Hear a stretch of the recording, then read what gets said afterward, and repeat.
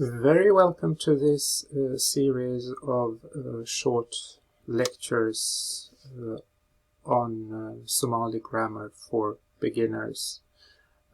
These lectures are mainly aimed at fluent speakers of Somali, so they are not very suitable for complete beginners who want to learn Somali as a foreign language. Okay, so in this first video I want to say a few very basic things about the analysis of clauses or sentences and the parts that make up a Somali clause.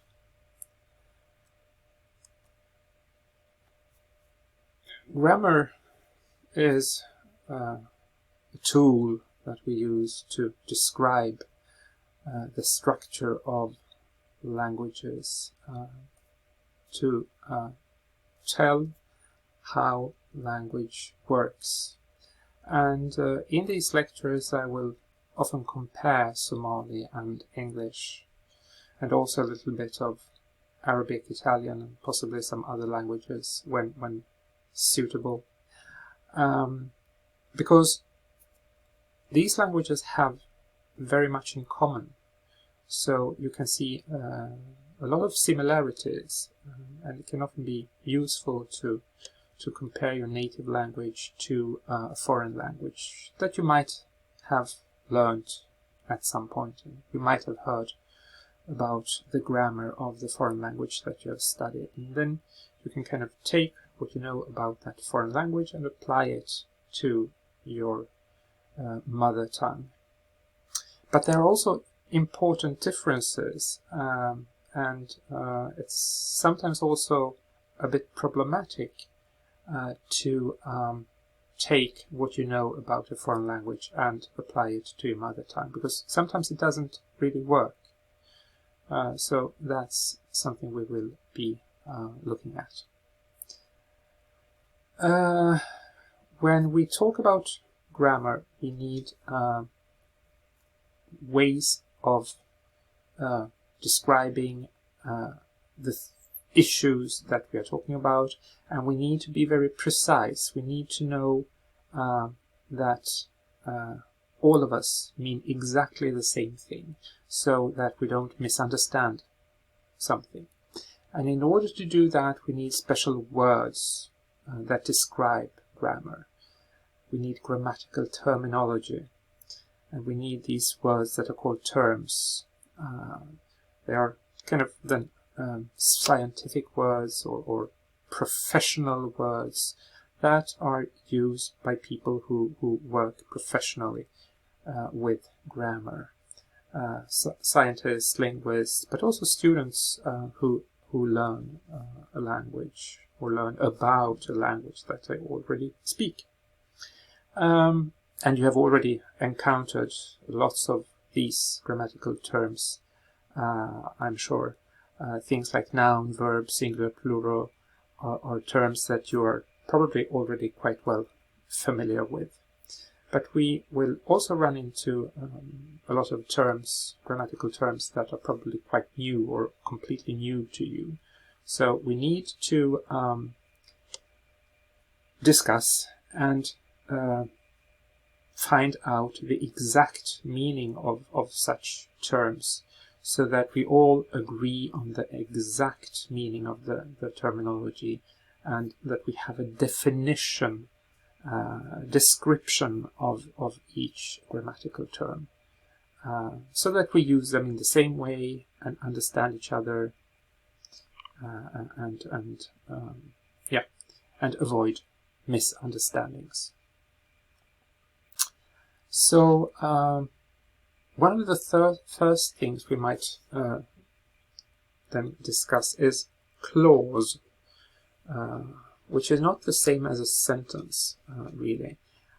Clause is a very important notion in grammar, and in Somali, word, or word with j as well. This is the basic unit in a text. It describes one event or one situation, something that happens, or describes some characteristics or qualities of somebody or something.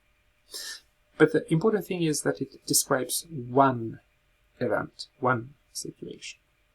And if you have a sentence, sentence then starts with a capital letter and ends with a full stop or a question mark or an exclamation mark. A sentence is just a piece of text that you define based on the printed visual form that it has. So it starts with a capital letter, and it can go on for quite some time, several lines in a text, and it ends with a full stop, exclamation mark, or question mark. And it can contain more than one clause. It can contain several clauses. So the clause then is based on what it describes, what it tells us. So it tells us about some persons or some things, some event, what happens, and the circumstances around this event. When it happened, where it happened, how it happened, and so on. Why it happened. So if we look at the children found a kitten in the garden yesterday evening, this is one event.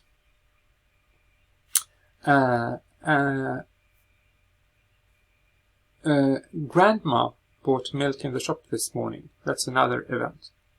But we could put these two together in one sentence. For example, Grandma bought milk in the shop this morning because the children found a kitten in the garden yesterday evening. So she bought some milk for the kitten.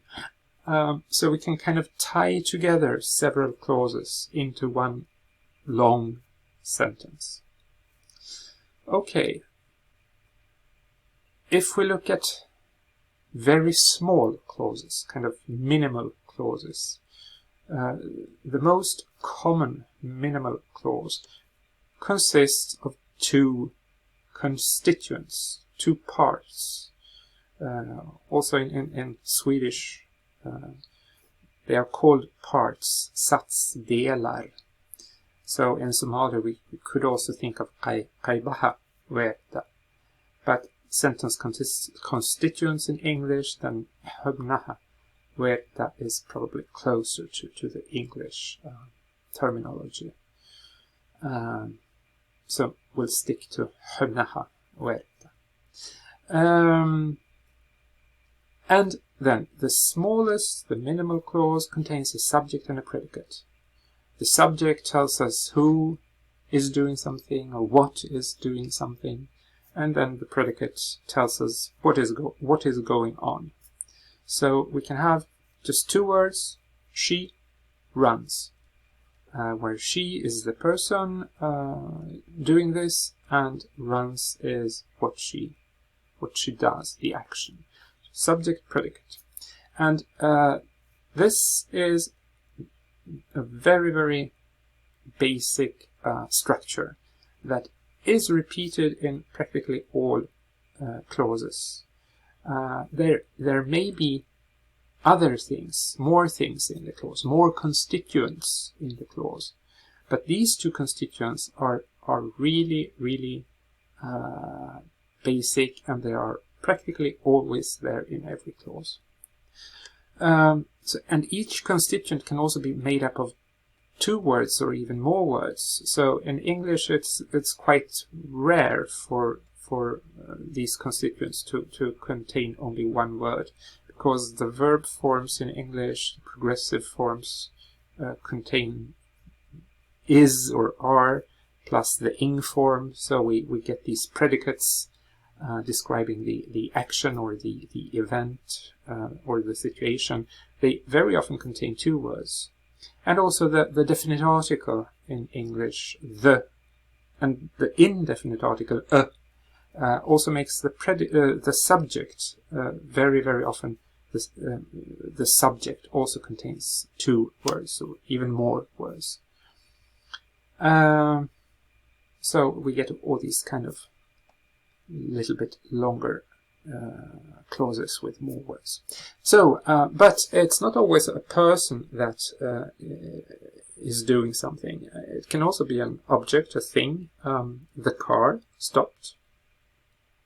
Of course, it's not really the car, it's the driver rather than the car that made the car stop. But this is the way we use language. We talk about things as if they were doing things, if they were carrying out actions. And also when we say the snow is falling, it kind of sounds as if the snow is doing something. But of course it's just a result of some physical laws that makes the snow fall. And when we say it's raining, there is this little word it, which is the subject of this clause. But nobody probably knows what this it is aiming at, what it really means. It rather is just there to fill the role or the slot or the position of a subject, because English belongs to the languages that really needs to have a subject. And if we can't really think of one real thing, then it is the word that just fills this function of a subject. Okay, subject and predicate, the basic constituents of clauses.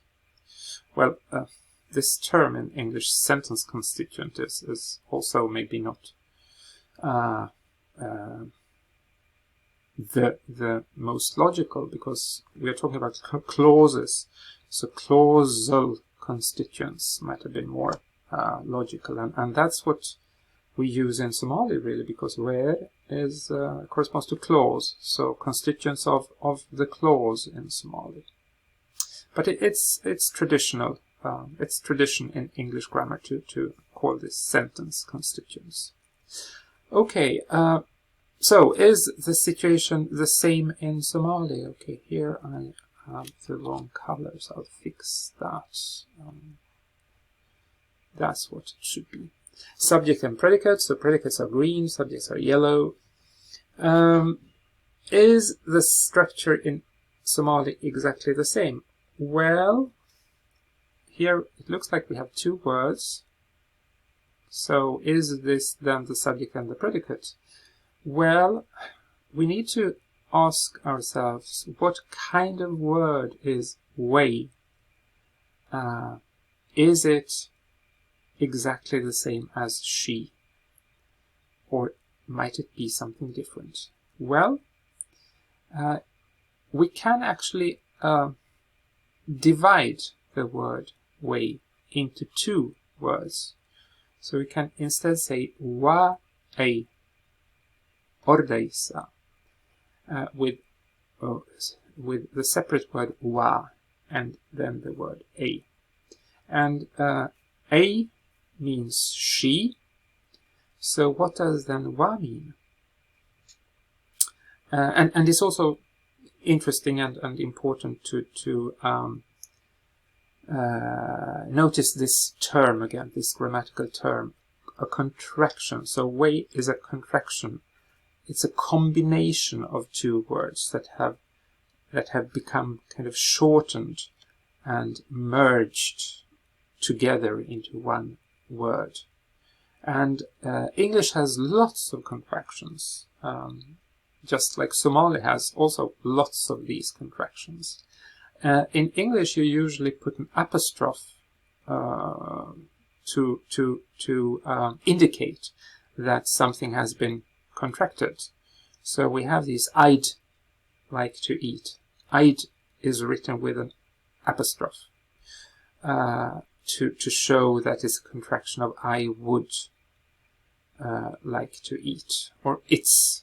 The apostrophe shows that it's a contraction of it is. But in Somali, contractions are not marked, they are not indicated in any way. So in Somali you simply need to know that this is a contraction. And then A, as I said, is the word that corresponds to she, means she. It's the subject then. So now we have the subject A, the predicate ordaysa. But what about wa? Well, wa is a word that belongs to a small group of very important words in Somali. And they are very common, and they do not correspond to any words in English or Swedish. English and Swedish simply don't have this kind of words. Wa is called a sentence particle in Somali grammar. In Somali that is then qurb weret. And wa tells us what kind of a sentence or what kind of a clause this is. So wa tells us several things in one word. It tells us that this is a positive statement. It's not negative. It's a positive statement. And it also tells us that we put some emphasis on the verb. So the verb is the predicate is what is important here. Now, this is a very short sentence, so there isn't a lot of other words that could be important, really. But when it is the verb that is kind of in focus, that is the most important word in this little sentence, then wa also has these functions to tell us that the predicate is the important word here. It's the focused word. So in Somali, when we discuss this emphasis, or what is the most important, what is foregrounded, we talk about focus. So the focus is on the predicate, ordaysa. Okay, in English, we can have different kinds of subjects in different clauses. We can have a noun as a subject, or we can have a pronoun as a subject. So we can have Sarah is running, the cat is running, then we have nouns. Or we can have she is running, or it is running, then we have pronouns. And English has this little set of subject pronouns that can be used as the subject of a clause. In Somali, we have a different situation, because in Somali, if we have a noun as the subject of a clause, we also have a pronoun. So we can have small clauses with only a pronoun, wa ay ordaysa. That's without a noun. But if we have a noun, we keep the pronoun, so that we have both the noun and the pronoun. We have two subject words at the same time. And this is extremely common then in Somali, that we have two subject words in the same little clause. So Sahra wa ordaysa. Or we can also have two pronouns. We can have a long pronoun, an independent pronoun that takes the same position as a noun. So we can have iyadu, she, and then we have also ay, iyadu wa ordaysa. So we have in Somali actually two types of pronouns. We have long pronouns and short pronouns. And this is the set of Somali short subject pronouns. And notice especially this la, that means one, in Swedish man, some person that we don't know exactly who it is, or we don't want to tell who it is. So some person, la.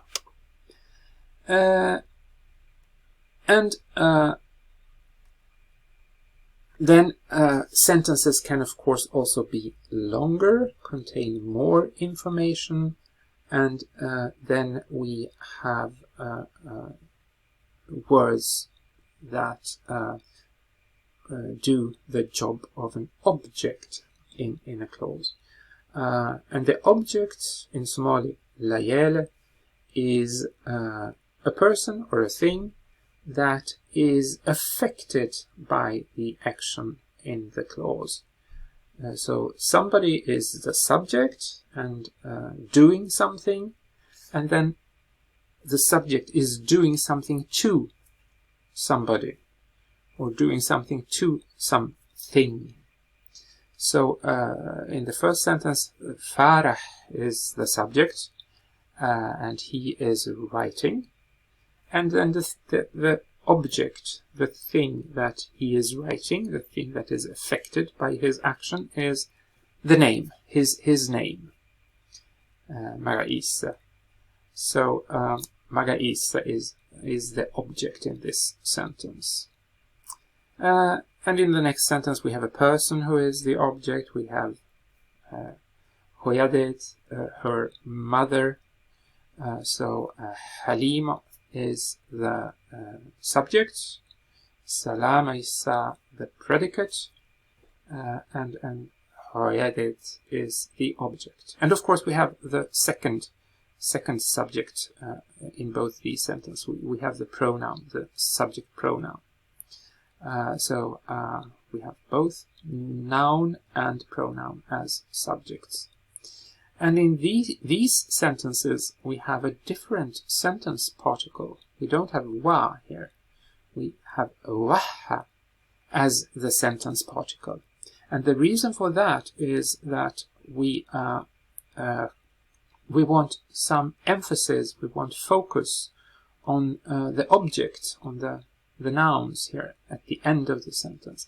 And waha actually does that for us. Waha tells us that this is a clause where the focus is on the final constituent. So the last constituent in this clause has focus, is the important word that we want to emphasize. So that's what waha does. And then we have a couple of sentences where we just have a as the subject. We don't have any noun here, so it's just she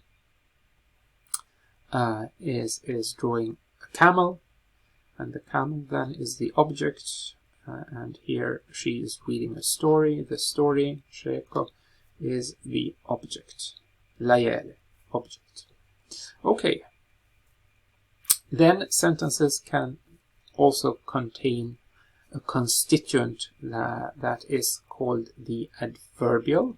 So adverbial in Somali falkap. And these adverbials express time, place, manner, tool, reason, and altogether these adverbials, these types of adverbials can be covered by the label circumstances. So adverbials express different circumstances, and a clause can contain several adverbials, because we can have time and place and reason at the same time in the same clause. One thing that is important to notice is that adverbials in Somali are usually connected to the predicate through preposition. So there is usually a preposition in the clause if there is an adverbial. And the preposition goes with the verb in Somali. So the preposition is always put before the verb in the predicate. So it belongs to the predicate. So here we would actually, if we were to mark the predicate, we would do it like that. And here we would do it like that. So we would take the preposition and include it into the predicate. And then we have the noun, duxiga, that denotes the place that they are walking to. They are walking to the school. Or she, sorry, she is she walks to school. And then duxiga is the place that u is referring to. So u, the preposition, tells us that there must be some word in this sentence that is an adverbial. So we have to look what word is suitable for this preposition u, to, towards, and then we find the school at the end of the clause. So adverbials usually together with a preposition, but sometimes there is no preposition. It's quite common that expressions for time occur without a preposition. So here we have the people don't work on Friday.